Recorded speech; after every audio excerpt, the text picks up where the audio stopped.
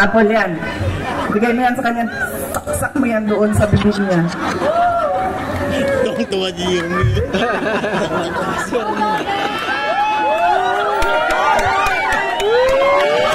Yan nga si Joel Chua ba? Siya ba may-ari ng Ing Bitin? Ha? Hindi, hindi. Yung may-ari ng Ing Bitin. Kasi alam nyo, dala-dala niya yan lagi, yung hupya na yan doon sa House of Representatives. Tapos pinamimigay niya sa mga tao. Pag may hearing, pinamimigay niya.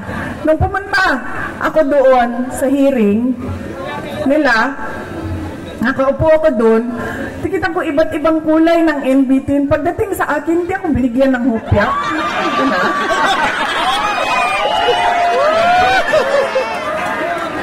Para bang hindi ako nagugutom?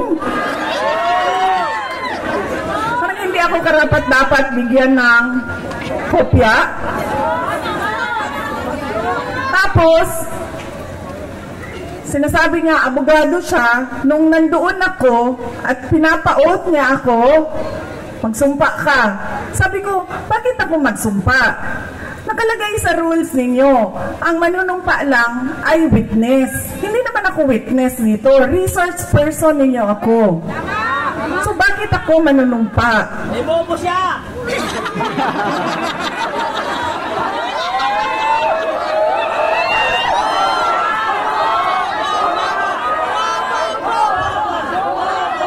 Huwag ka mag-alala.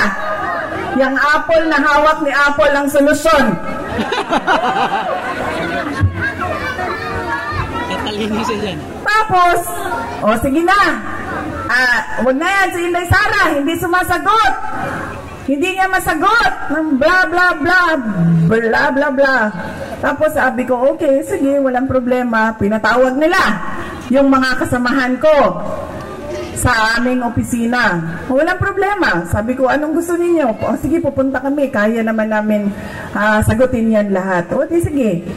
Pagdating doon, kinulong na niya yung isang kasama namin, si Yusek Lopez. Nagalit na ako. Nagalit na ako. Dahil ako naman yung hinahabol ninyo. Ako yung gusto ninyong paalisin. Ako yung gusto ninyong sirain. Bakit nyo dinadamay yung mga kasama ko sa opisina? Sinabi niya, pasensya na. Sinabi niya sa kapatid ko, pasensya na, sabihin nyo sa kanya. Dahil lahat naman tayo dito, sundalo lang. Kayo, sundalo kayo, kami. Sundalo kami ni Martin Romualdez. Uy, hindi lang buwaya, sir. Tambalus-lus yun na buwaya.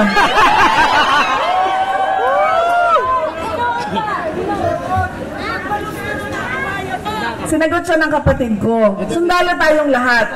Pero kami, sumusunod kami sa tamang orders. Hindi kami sumusunod sa mali. Yan! Hindi ko nga alam kung paano niya napili yan si Joel Chua, pero nasabi na sa akin. Yan ang karakas ng inyong congressman. Ganyan ang pag-uugali ng inyong congressman. Hindi namimigay ng hopya. At sundalo daw siya. Hindi ko lang alam kung kaya niya yung hirap ng pagiging sundalo daw siya. Pero hindi naman niya sinusunod yung tama. Ang sinusunod niya ay yung mali. Sundalo siya ng kaban ng bayan. Mamadali maging presidente. Hindi pa masikat na Osna. Nakalimutan ni Joel Chua nung sinisira niya yung pangalan ko na hindi ako kandidato ngayong eleksyon na ito. Walang mawawala sa akin. Nawala naman ang pangalan ko dahil kinuha nila at niyurakan nila. Pero nakalimutan niya, kandidato siya ngayong eleksyon na ito. Mali. Kaya ano ang dapat nating gawin para kay Apple Nieto?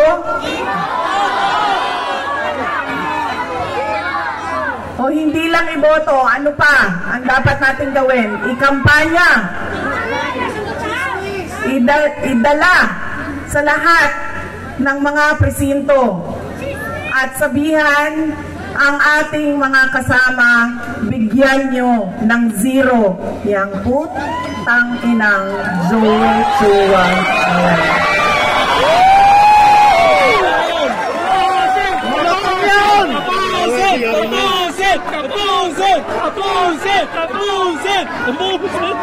Malutong yan!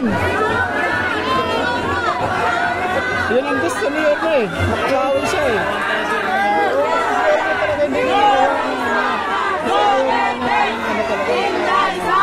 Gigil siya yan.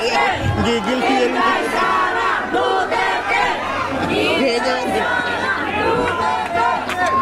Mga kababayan, ang lahat ng ginagawa natin ay para sa Diyos, sa bayan, at sa bawat pamilyang Pilipino.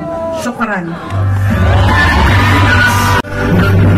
Mahal sa amin, laban yan ay laban natin. Pilipinas, Duterte pa rin. Pilipinas, Duterte pa rin.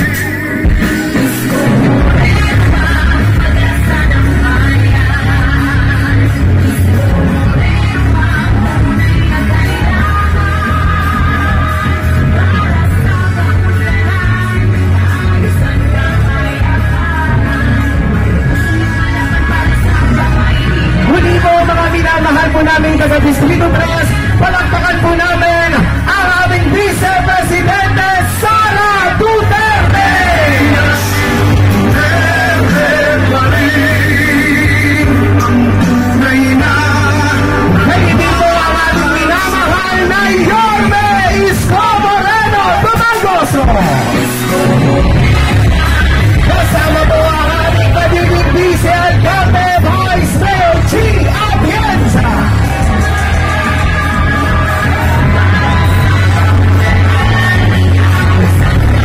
At ang ating po mga Yormes Choice.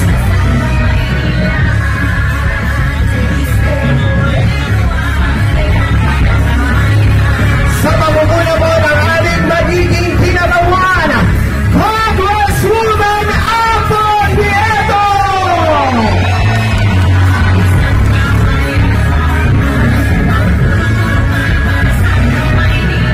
Kasama po ang ating pong mga Yormes Choice, Councilor Bong Alvarez, Councilor Rolling J.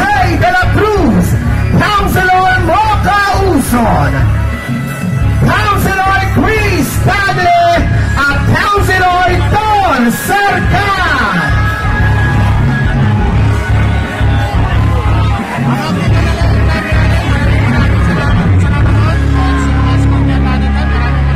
Muli po sa lahat po ng ating pong